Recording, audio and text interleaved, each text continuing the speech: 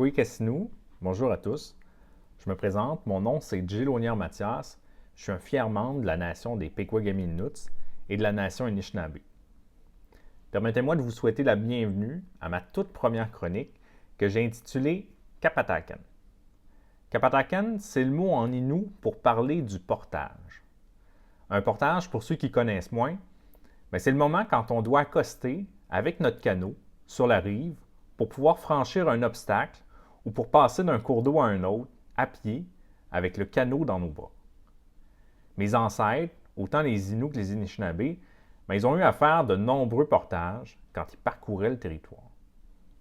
Parfois, les portages étaient courts, des fois ils étaient longs, des fois ils étaient faciles, d'autres fois plus difficiles.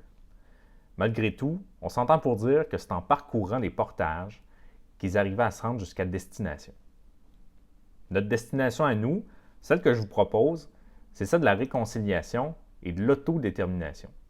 Deux thématiques que j'affectionne particulièrement. C'est donc à travers ces deux thématiques-là que je vais aborder le temps d'un portage, l'actualité et les enjeux autochtones qui m'interpellent. Pour ma première chronique, je me suis vraiment questionné par rapport au sujet que je voulais aborder avec vous. Puis finalement, je me suis dit que ça pourrait être intéressant de parler du Canadien de Montréal. Là, je vous entends, vous vous dites, oui, mais Jay, c'est quoi le lien entre le Canadien de Montréal et les Autochtones? Eh bien, pour ceux qui n'étaient peut-être pas au courant, la fin de semaine dernière, le Canadien a annoncé que dorénavant, avant chaque match à domicile, il y aurait un message de reconnaissance territoriale qui serait lu. En gros, ce que le message dit, c'est que le Canadien souhaite reconnaître les Kanien'kehá:ka, la nation Mohawk, pour leur hospitalité sur le territoire non cédé sur lequel il se trouve, Montréal. Le Canadien emboîte donc le pas de plusieurs autres organisations qui ont déjà mis en place la reconnaissance territoriale. Il y a des équipes sportives qui le faisaient déjà, puis ici, au Québec, on a juste à penser aux universités ou encore à certaines municipalités, comme la ville de Montréal, qui reconnaissent le territoire de la nation sur lequel il se trouve.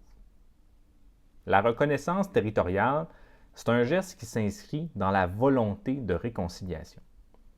C'est un geste symbolique, oui, mais c'est un geste quand même.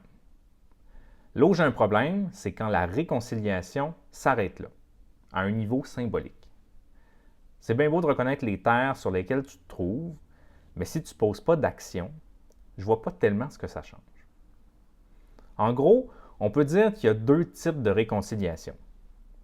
Il y a la réconciliation de surface, celle qui est pertinente mais qui reste symbolique, comme la reconnaissance territoriale.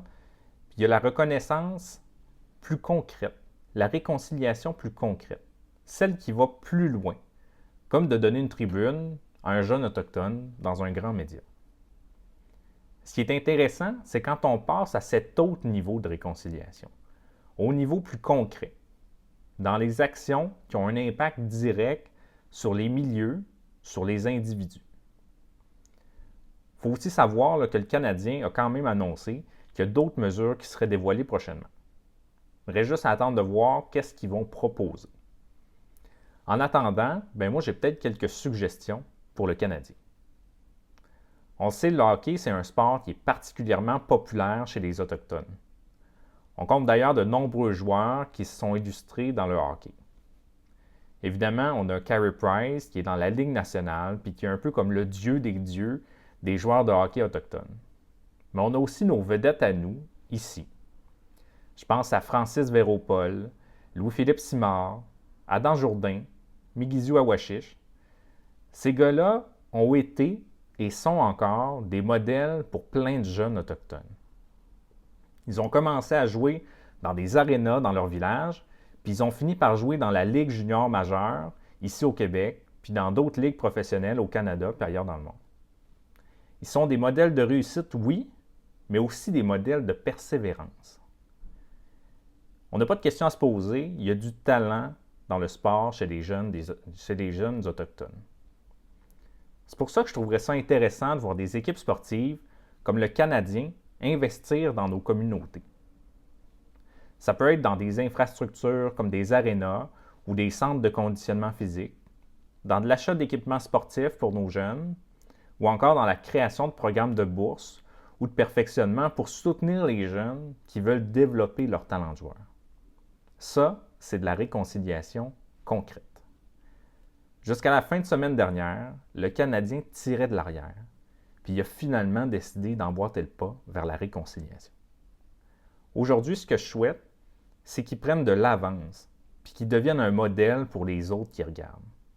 Pour que d'autres équipes sportives, ici au Québec, puis au Canada, se disent, nous aussi, on veut pousser la réconciliation plus loin.